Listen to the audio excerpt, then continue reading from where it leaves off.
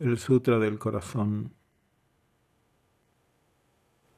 conocido también como el Prajnaparamita Hridaya, es uno de los textos más importantes dentro de la tradición mahayana.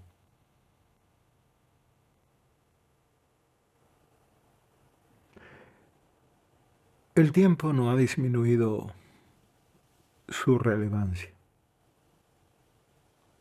Este sutra ha sido transmitido en varias versiones, desde algunas más breves, concisas, hasta otras sumamente detalladas. Se convirtió en un pilar muy importante, tanto en la práctica como en el estudio, dentro de las diferentes escuelas de esta corriente budista. Su capacidad de adaptarse lo ha hecho fundamental en la vida espiritual de comunidades mahayanas alrededor del mundo, como en Japón, Vietnam, Corea, India y el Tíbet. La versión de este texto, que viene de la tradición tibetana, es breve, pero a la vez muy precisa y exacta, sumamente rigurosa. Capta la esencia del mensaje sin perder la profundidad ni el carácter universal que lo caracteriza. A lo largo de los siglos, este sutra no se ha limitado a ser un recurso litúrgico, más bien ha servido como una guía, como orientación para explorar las dimensiones más profundas de nuestra experiencia y para ayudarnos a acceder a la raíz misma de la realidad. El Sutra del Corazón trasciende el ámbito religioso y teológico. Su mensaje presenta una sabiduría universal, plantea cuestiones esenciales sobre cómo percibimos el mundo, quiénes somos realmente y cuál es el sentido último de la existencia.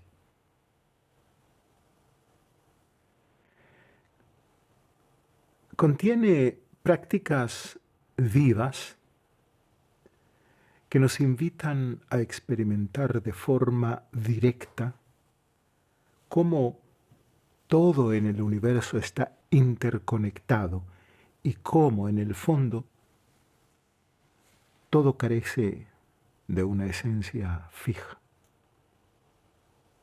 Por eso, este texto es mucho más que una obra de carácter religioso. Es una luz que guía a quienes quieren mirar hacia las profundidades de su interior.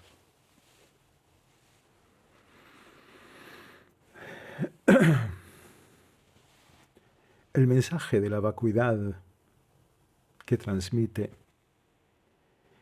no significa que todo sea inexistente, como muchos creen, sino que nos abre a una comprensión más amplia. Esa claridad y universalidad hacen que siga siendo una herramienta sumamente valiosa para quien busque trascender las barreras de la visión cotidiana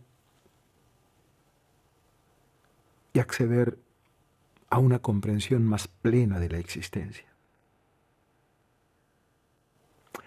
Ahora vamos a leer el texto.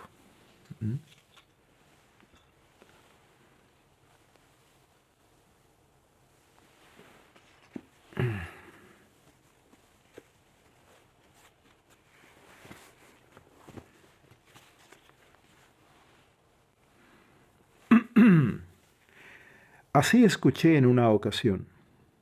Una vez el bienaventurado se hallaba morando en Rajagriha, la montaña pico de los buitres, junto con una gran asamblea de la sangha de monjes y una gran asamblea de la sangha de bodhisattvas. Entonces, el bienaventurado entró en el samadhi que expresa el dharma llamado profunda luminosidad.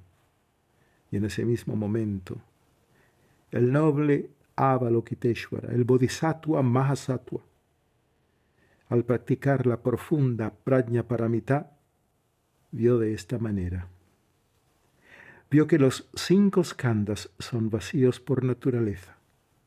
Luego, por el poder del Buda, Shariputra le dijo al noble Avalokiteshvara, el bodhisattva Mahasattva, ¿cómo debe entrenarse un hijo de noble familia que desee practicar la profunda prajna paramita? Tras estas palabras, el noble Avalokiteshvara le dijo al venerable Shariputra, «Oh Shariputra, un hijo de noble familia que desee practicar la profunda prajna paramita debe ver de este modo. Ver que los 5 skandhas son vacíos por naturaleza. La forma es vacuidad y la vacuidad también es forma. La vacuidad no es otra que la forma. La forma no es otra que la vacuidad. De la misma manera, las sensaciones, las percepciones, las formaciones y la conciencia son vacuidad. Así pues, Shariputra, todos los dharmas son vacuidad. No hay características, no hay nacimiento ni cese. No existen ni la impureza ni la pureza, no hay disminución ni aumento. Por tanto, Shariputra, en la vacuidad no hay forma ni sensaciones, ni percepciones, ni formaciones, ni conciencia. No hay vista, ni oído, ni olfato, ni gusto, ni tacto, ni mente. No hay apariencias, ni sonido, ni olor, ni sabor, ni tacto, ni dharmas. No hay dhatu de la vista, ni de ningún otro sentido, y tampoco de la mente, ni dhatu de la conciencia mental. No hay ignorancia, ni fin de la ignorancia, ni tampoco vejez y muerte, ni fin de la vejez y de la muerte. No hay sufrimiento, ni origen del sufrimiento, ni cese del sufrimiento, ni camino, ni sabiduría, ni logros, ni no logros. Por tanto, Shariputra, como los bodhisattvas no tienen logros, se mantienen por medio de la prajna paramita. Como no hay oscurecimientos de la mente, no hay temor. Trascienden la falsedad y alcanzan el nirvana final. Todos los budas de los 3 tiempos, por medio de la prajna paramita, despiertan completamente a la insuperable y verdadera iluminación definitiva. Por tanto, el gran mantra de la prajna paramita, mantra del conocimiento trascendental, el mantra insuperable, el mantra inigualado, el mantra que alivia todo sufrimiento, debe conocerse como la verdad, ya que no hay engaño. El mantra de la prajna paramita dice así: Tadyata om gate gate paragate parasamgate bodhisoha. Más allá, ido más allá, desvelado por completo, despierto, que así sea. Shariputra, es así como el bodhisattva Mahasattva debe entrenarse en la profunda prajna paramita. Entonces, el bienaventurado salió de ese samadhi y alabó al noble Avalokiteshvara, el bodhisattva Mahasattva, diciendo: Bien, bien, oh hijo de noble familia, así es. Oh hijo de noble familia, así es. Uno debe practicar la profunda prajna paramita tal como tú has enseñado, y todos los tathagatas se regocijarán. Al decir esto, el bienaventurado, el venerable Shariputra y el noble Avalokiteshvara, el bodhisattva Mahasattva, toda aquella asamblea y el mundo con sus dioses, humanos, asuras y gandharvas, se regocijaron y alabaron la palabra del bienaventurado. Así concluye el Sutra del Corazón del Conocimiento Trascendental.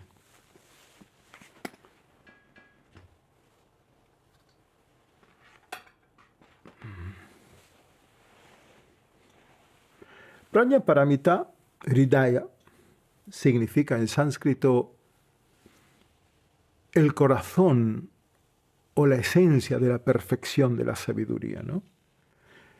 El Sutra del Corazón es, como lo dice su nombre, el núcleo de la sabiduría que trasciende los conceptos e ideas, facilitando el acceso a la realidad. Aunque la realidad absoluta está más allá de toda noción, toda idea, conceptualización, etc., es necesario comenzar a través de las ideas para solo posteriormente trascenderlas. Es decir, no es posible empezar directamente desde el nivel de la Prajnaparamita. Es necesario elevarnos un escalón tras otro. Se describe en el texto a Buda sumido en samadhi, guardando silencio a través de todo el sutra pronunciado por Avalokiteshvara. Solo al final dice 3 veces, excelente. Avalokiteshvara era un bodhisattva mahasattva, es decir, era uno de los más elevados dentro de los bodhisattvas, justo antes del nivel del Buda. Por su parte, en Shariputra, uno de los principales discípulos del Buda, surgió una pregunta, la cual da lugar prácticamente a todo el sutra. ¿Cómo debe entrenarse un hijo de noble familia que desee practicar la profunda Prajnaparamita? La expresión hijo de familia noble no señala un linaje biológico, sino el vínculo entre maestro y discípulo. Según la tradición, en India, todo discípulo es considerado un hijo espiritual de su maestro. Los discípulos del Buda son vistos como miembros de la familia noble del Buda, ya que su auténtica naturaleza es real o búdica. Por ejemplo, Sri Gauranga es reconocido como Krishna mismo dentro del Gaudiya Vaishnavismo, ¿no? ¿Significa esto que solo Él es Dios? Jesús es el Hijo de Dios. ¿Implica eso que solo Él es el Hijo de Dios? No. Todos somos Dios o hijos de Dios porque somos expresiones del ser divino. La diferencia radica en el nivel de conciencia. El Señor Chaitanya Mahaprabhu y Adon Yoshua son plenamente conscientes de su naturaleza divina. De manera similar, nuestra auténtica naturaleza es búdica, al igual que todos los discípulos del Buda. La diferencia es que seres como Avalokiteshvara y Shariputra son plenamente conscientes de dicha realidad, totalmente conscientes. En este contexto, la pregunta que plantea Shariputra es: ¿cómo debe ser adiestrado todo hijo o hija de la familia noble en la práctica de la sabiduría trascendental? Adentrarse en la esencia misma de la prajna paramita, requiere un proceso gradual. ¿Mm? Primero, debemos entender la impermanencia. ¿Mm? Esto se conoce como pratitya samutpada, originación dependiente o interdependencia. Todas las cosas están compuestas por diferentes elementos. Todo lo compuesto es de naturaleza impermanente, porque depende de causas y condiciones. Lo que cambia, lo que muta, no puede ser plenamente real. Solo lo que no depende ni se descompone puede llamarse real. Comprender la interdependencia nos prepara para reconocer la vacuidad. Nuestra vida transcurre en lo que parece ser una realidad material, ¿no? Compuesta de objetos tangibles. Empíricamente percibimos el mundo como un conjunto de innumerables objetos sólidos, concretos, y por lo tanto, aparentemente reales. Al mirar a nuestro alrededor, observamos mesas, sillas, libros y suponemos que existen de manera independiente. Sin embargo, esos objetos existen debido a causas y condiciones que se combinan para darles forma.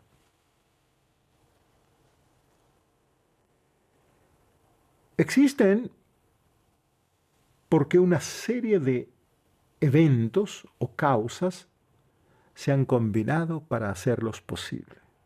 Por ejemplo, yo estoy aquí porque mis padres se conocieron, se casaron. A su vez ellos estuvieron allí porque en un pasado sus propios padres también se conocieron y formaron una familia. De manera similar, este sillón, por ejemplo, está aquí porque en su momento Krishna Devi decidió diseñarlo y armarlo. Unió una serie de materiales hasta que finalmente tomó forma. La interdependencia implica que cada cosa depende de otra y a su vez éstas están vinculadas entre sí. Un resultado solo puede manifestarse cuando todas las causas y condiciones necesarias están presentes. Por lo tanto, queda claro que los objetos no existen por sí mismos, sino que dependen de otros factores o causas. Entonces se podría suponer que las causas previas deben ser reales. Sin embargo, tampoco es así, porque éstas también dependen de otras causas que las precedieron. Lo que ha llegado a existir es el resultado de causas pasadas y es a su vez la causa de resultados futuros. Esto nos lleva a reconocer una red compleja e intrincada de interrelaciones. Absolutamente todo lo que existe depende de todo lo demás. Esto implica que nada posee existencia independiente o intrínseca. ¿Me entiende? La comprensión de shunyata o vacuidad se sustenta sobre esta verdad fundamental. Esta es la base.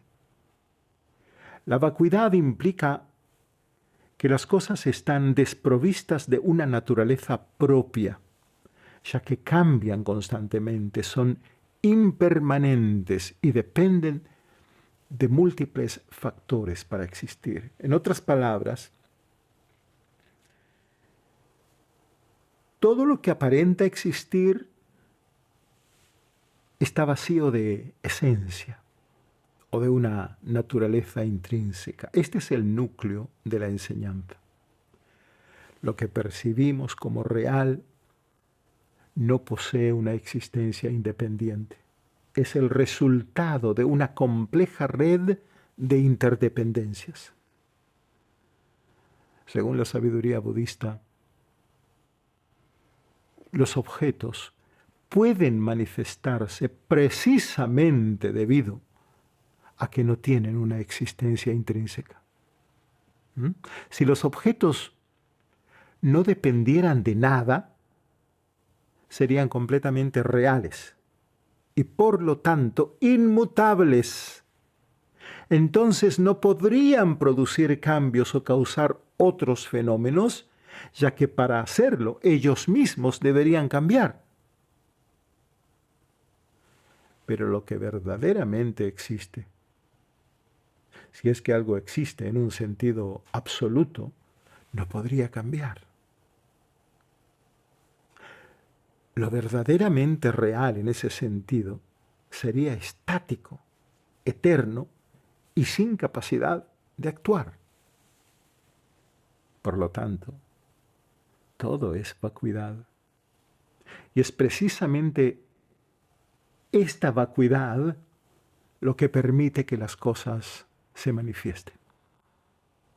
Reflexionemos detenidamente por un momento. Porque esto es muy interesante. En un mundo intrínsecamente real, los seres humanos no cambiarían jamás. Ni siquiera podríamos movernos. Porque todo movimiento implica cambio y aquello que es absolutamente real no podría ser transformado por nada. Así, el mundo sería un escenario rígido, sin interdependencias ni transformaciones. Podemos afirmar que hay vacuidad porque existe el cambio. Y hay cambio porque las cosas están vacías de una esencia intrínseca. En un relato tradicional budista,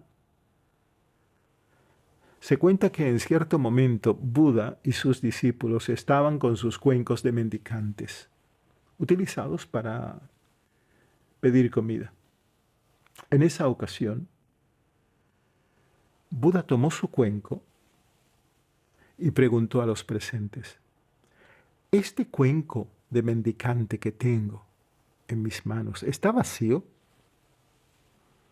Los discípulos respondieron: sí, maestro, está vacío.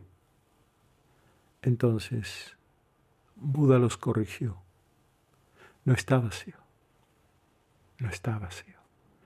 Este cuenco está lleno, pero lleno de la presencia de muchísimas cosas. Y prosiguió: en este cuenco están las manos del alfarero, su conciencia, los padres y abuelos del alfarero, el torno que utilizó, la madera con la que se hizo el torno, los árboles de donde provino esa madera, la lluvia que nutrió esos árboles, el sol, el fuego que coció el barro, el aire que permitió que el fuego ardiera, el agua y el fango que dieron forma a este cuenco. Así que este cuenco no está vacío, está lleno de todas esas cosas. Sin embargo, añadió, si devolvemos al alfarero, a su madre, la arcilla a la montaña, el agua al río, el fuego a su lugar y el aire al cielo, ¿queda el cuenco? Los discípulos respondieron: no, maestro, no hay cuenco. Entonces Buda concluyó: por eso decimos que este cuenco está vacío de existencia propia. Buda enseñó que el cuenco no puede existir de manera independiente. La presencia de una cosa implica la presencia de todas las demás. De igual forma, en la presencia de todo se encuentra reflejada la de una sola cosa. Cuando observo el cuenco, de hecho estoy viendo al alfarero, los árboles de los que provino la madera, la lluvia que nutrió esos árboles, el torno que dio forma al barro, el sol, el fuego que coció el material, el aire que avivó las llamas, el agua y el fango que lo moldearon de la misma manera. Cuando observo al alfarero, veo el cuenco. Todo está interconectado, revelando que nada existe por sí mismo.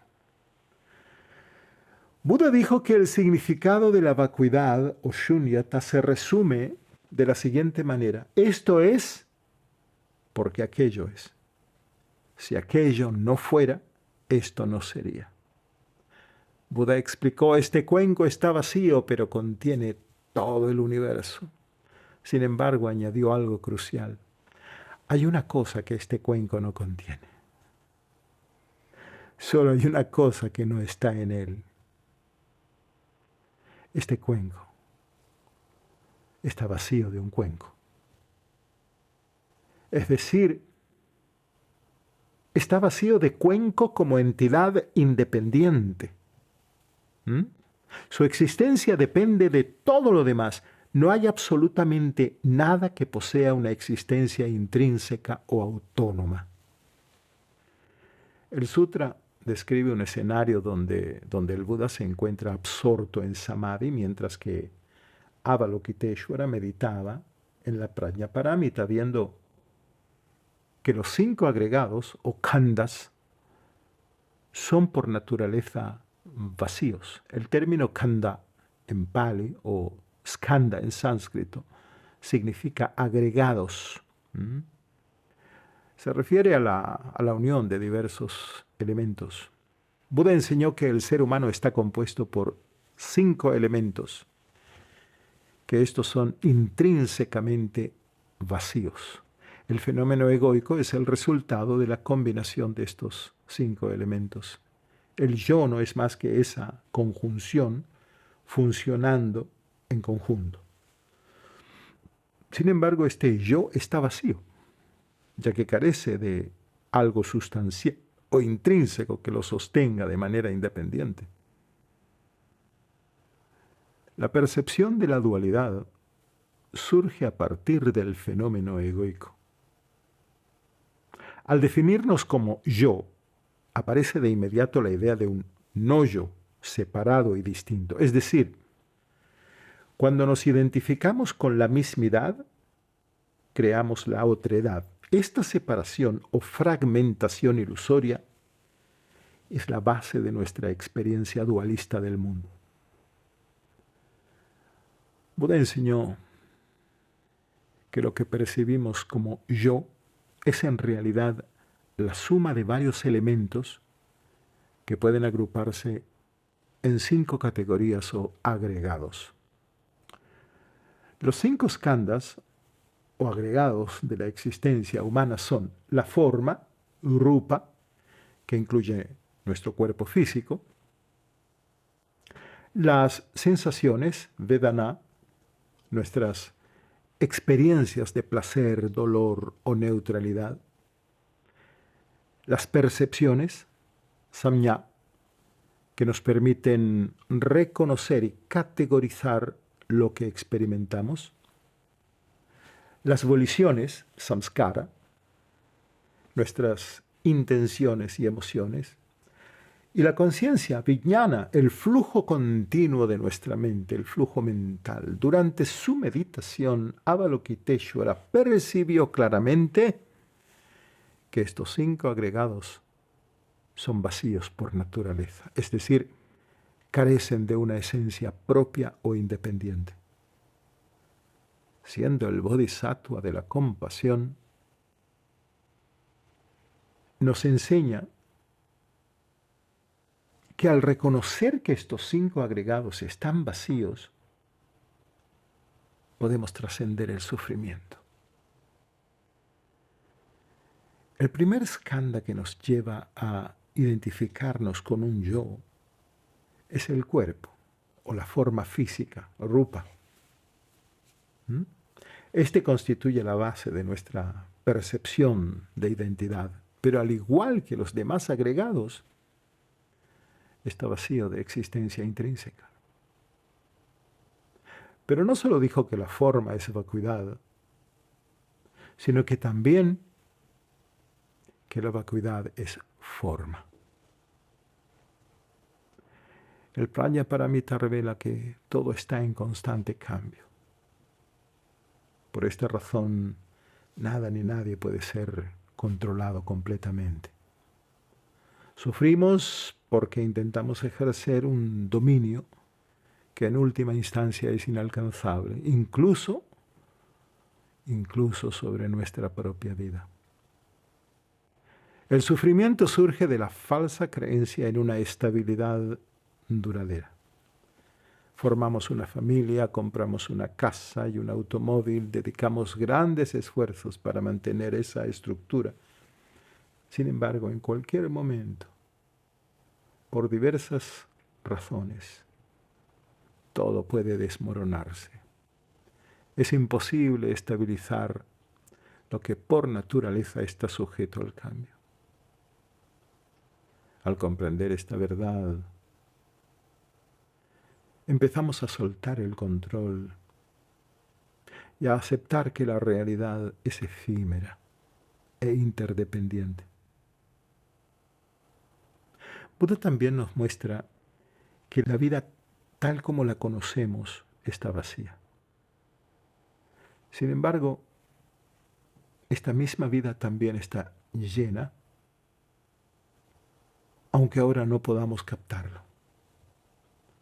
La plenitud resulta inconcebible desde una perspectiva egoica porque, vista desde el ego, solo parece vacío. Si nos aproximamos a estos sutras desde la lógica y el razonamiento frío, corremos el riesgo de destruir el espíritu. La mente puede convertirse en un obstáculo al sumergirnos en su verdadero significado. Para comprenderlos en profundidad, debemos abordarlos con amor y compasión.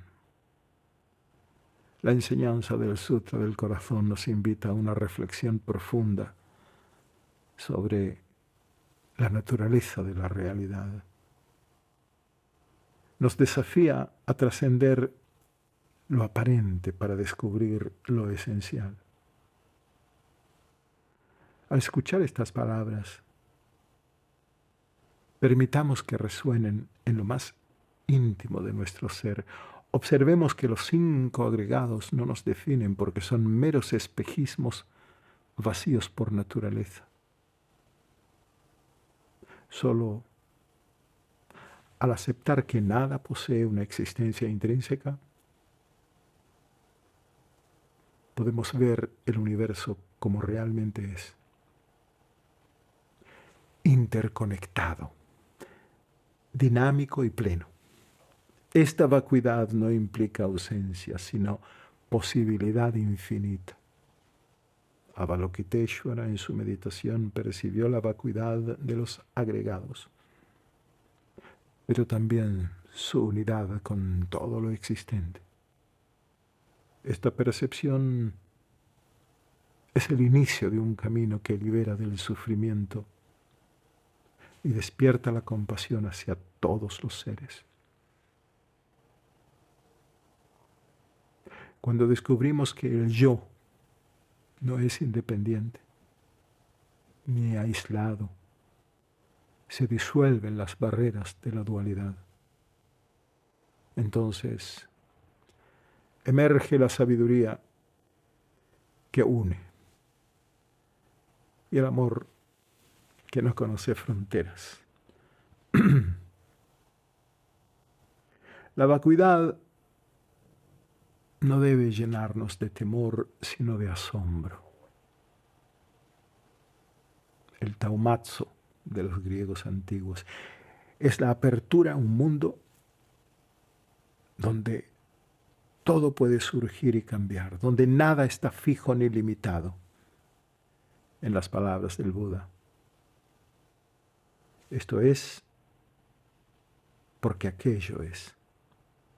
Si aquello no fuera, esto no sería. Después de atender esta breve charla, cuando regresemos a nuestras vidas cotidianas, llevemos con nosotros la semilla de esta enseñanza. Miremos el mundo con ojos nuevos, frescos, reconociendo la danza de causas y condiciones que hacen posible cada cosa. Y recordemos, como lo hizo Avalokiteshvara, que al percibir el vacío no encontramos la nada, sino la plenitud. Que estas palabras despierten en ustedes una chispa de comprensión, un deseo de explorar más allá de las apariencias. Hasta nuestra próxima charla, reflexionemos sobre la vacuidad que nos conecta y la sabiduría que nos transforma.